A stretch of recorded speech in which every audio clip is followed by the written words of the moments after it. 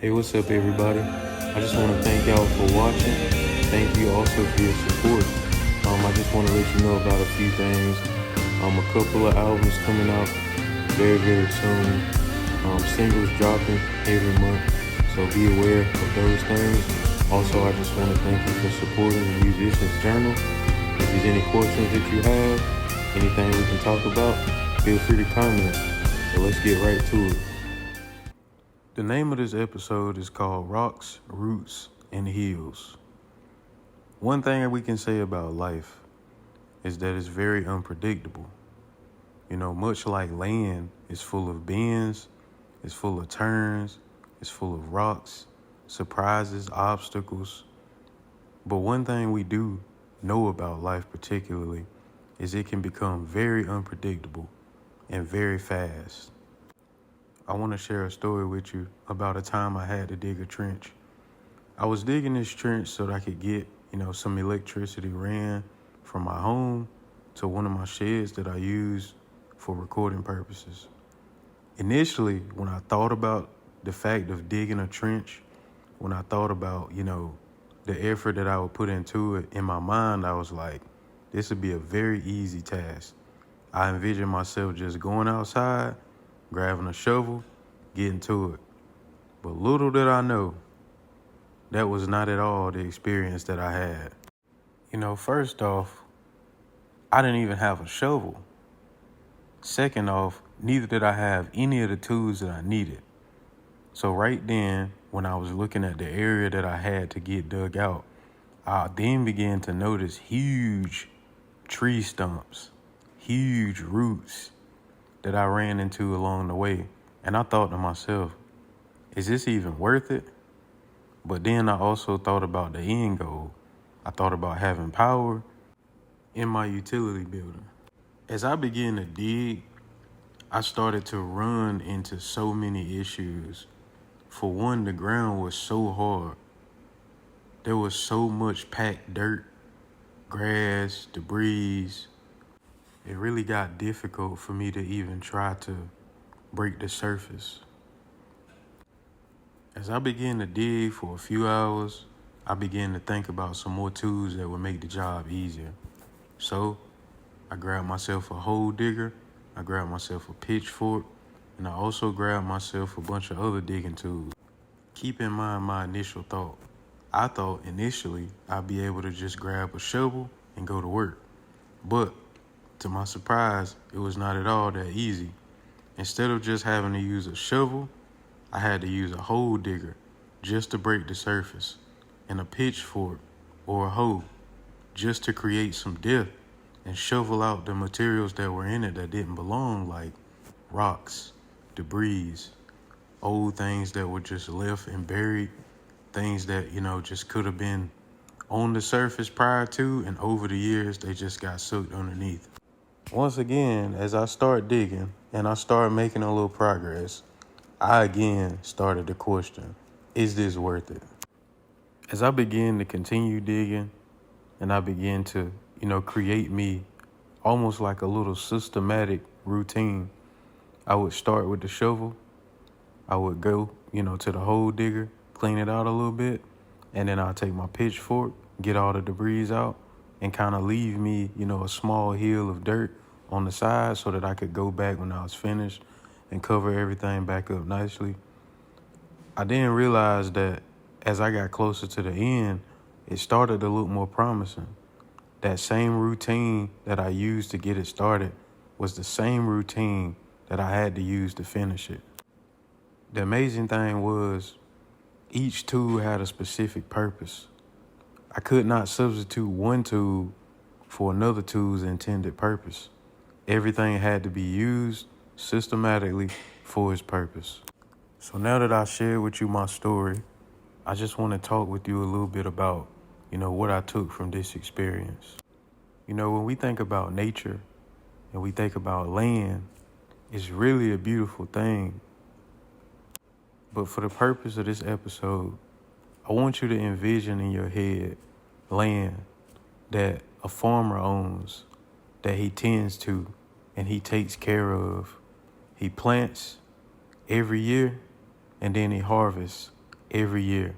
From season to season, the soil is being made better, the field is being used. And then I want you to think about land that maybe is unclaimed, or maybe no one takes care of it. It's not been cultivated. The surface has not been broken. This land has been sitting for years and years. Keep in mind that the land that's been heavily cultivated once looked exactly like this land that's been sitting for years. Now I want you to answer this question. Out of the two scenarios I just gave you, which one would be easier to cultivate on? Now that you thought about that for a minute, let's talk about how it can relate to our personal lives. When I think about the land that's heavily cultivated, that's taken care of, that's managed yearly, annually, taken care of daily, so on, I'd assume it'd be very easy for me to go out there right now, take a shovel and break the surface. I'd assume it'd be very easy for me to maneuver the soil and the land in whatever way I want it. But when I think about the land that's kind of been left, neglected, abandoned, maybe, like I said, not even claimed, there may have to be some serious work done before I could even think about cultivating it, before I could even think about using it, for a specific purpose of any kind. That land that was easily able to prepare, that the surface was easily able to be broken, was easier and a lot more manageable and easier to penetrate. With almost no digging tool, you'll probably be able to achieve whatever your expected goal is. I like to think of this land as a representation of the things in our lives, personal lives, professional lives, that we can achieve very minimally. For example, like working a job or achieving a short-term goal, personally, professionally, or spiritually. These are goals and objectives that we can clearly see that the way is achievable. We don't even have to think twice about doing this. On the contrary, when I begin to think about the land that was abandoned, that wasn't taken care of, and that wasn't, kept up as it should, I begin to think about the goals and the things in life that are not so easy to achieve. Trying to make this type of land, this type of, natural element maneuverable and manageable, it would take a lot of work. First off, it's very difficult to manage. There's a lot of roots that needs to be cut, rocks that need to be removed, hills that need to be leveled out, just different elemental things that need to be taken care of. And also, let's not talk about the many tools that it would take to do the job, and how each and every tool will have a specific purpose. And also, let's talk about the hardship, the labor, the work that you would have to put in to do it. But considering the benefits that you could acquire from putting in this effort, I wouldn't say that it's a bad idea. For me, this represents the dreams, the goals that I have no clue of how I will achieve. The thoughts that keep me up at night, the business ideas that you're just too afraid to step out on, the things in which the pathway has not been laid out before you, the ideas and visions and goals that you mention to your peers and your family, and they kind of look at you like, you crazy. I feel like, this land that's been neglected, unclaimed, is a great representation of, how in life sometimes, especially when you call to do a specific thing, when you call to go a specific way and move a specific way, you won't be able to just do it any kind of way, if that makes sense. Initially I thought I could just handle this task with a shovel. I thought I was Superman. I was going to go out there and dig up something. That was not at all, what happened. In reality, the tool that I had was not of the right vicinity to even get the job started. Or maybe it just was able to get it started, but something else was needed to keep it continuing. Some of us right now are veering out onto that land that's been unclaimed. We don't see any way possible that we can achieve our goals. We don't even know where to start. There are things that you want to do, and you have a will to do them, but you're still seeking for a way. I just want to encourage you right now that there is definitely a way. You know, one of the things that I love about God is that what he has in store for us, we can't even imagine. Like, we can't even fathom. We can't even see on his level the way that he sees us.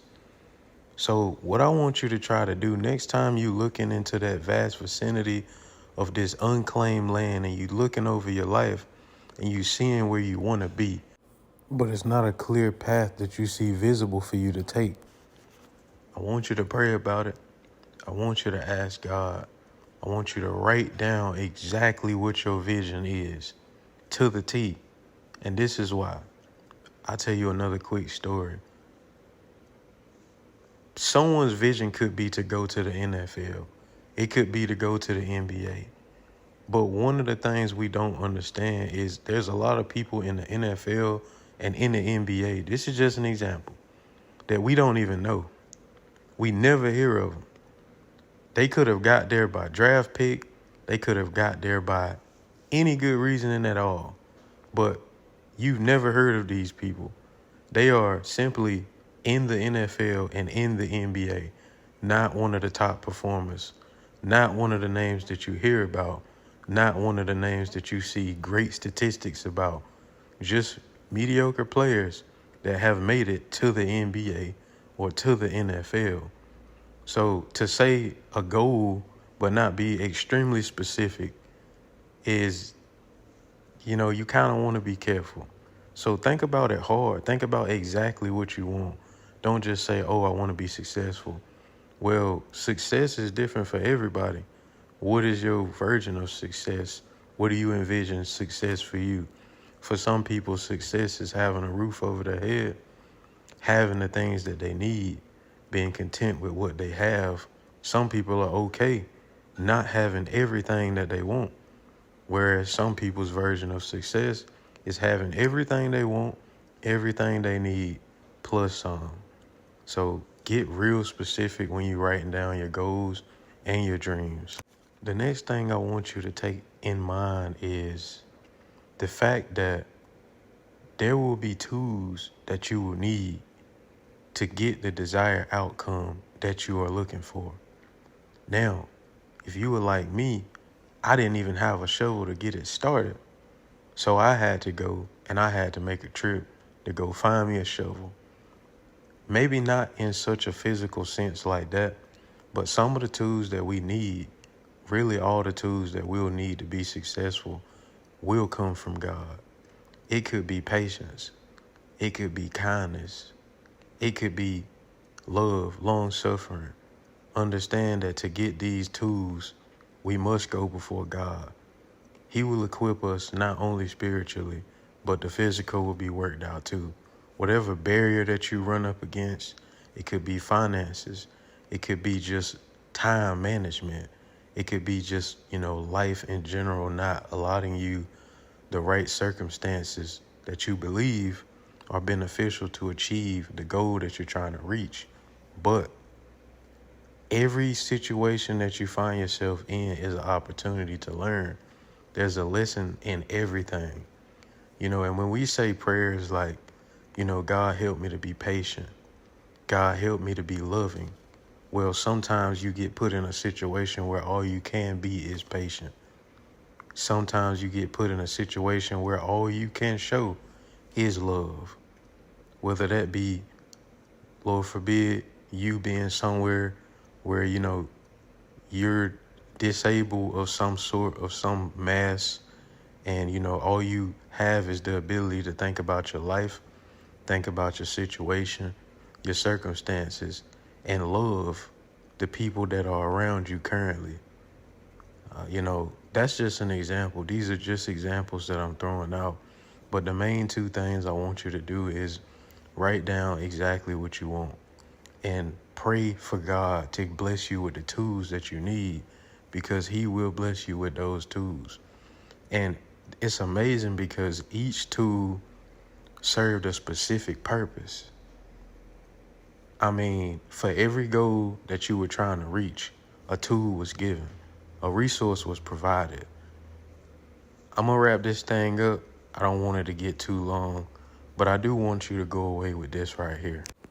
The same system, the same tools that it took me to get started were the same system and the same tools that I had to use to finish.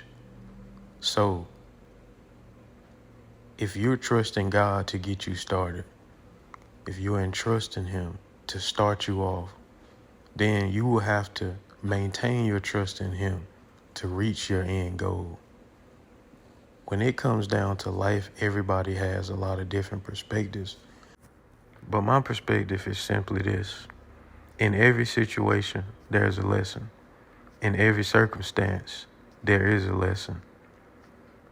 Sometimes we can be blinded by what's in front of us instead of looking forward, walking by faith, to understand that whatever we're going through, we will make it through. One of my favorite slogans, before I play, sometimes my nerves get the best of me. Every time I play, I still get nervous. But it's one thing I tell myself, it's going to start, you know that for sure, and it's going to end. That's for certain, right? So trials, circumstances, situations are the same way. They will start, they will come. You will endure, it will end. Remember that going forward. The moral of this story is that there will be times in life where we set goals, and they will be very easily achievable. But there will also be times in life where we set goals, we foresee things that we want, or, things that we would like to achieve in all aspects, physical, mental, spiritual, emotional. That will take more work, they will take more effort, they will require more praying, they will require more seeking. But don't ever think that the goal is unachievable based off the circumstances that you see with your eyes. And don't be afraid of growth. Don't be afraid of change. Being uncomfortable allows us to grow. It's just like physically. When you begin to get uncomfortable in your clothing, what do? You find clothes that either fit or clothes that are smaller to fit you more comfortably. But either way, you change something. As we conclude this episode, I just want to thank you for your support. Thank you for listening. Thank you for watching this. Feel free to comment any concerns below. Also, remember this. Do what you do for God and do it to the best of your ability. Be blessed.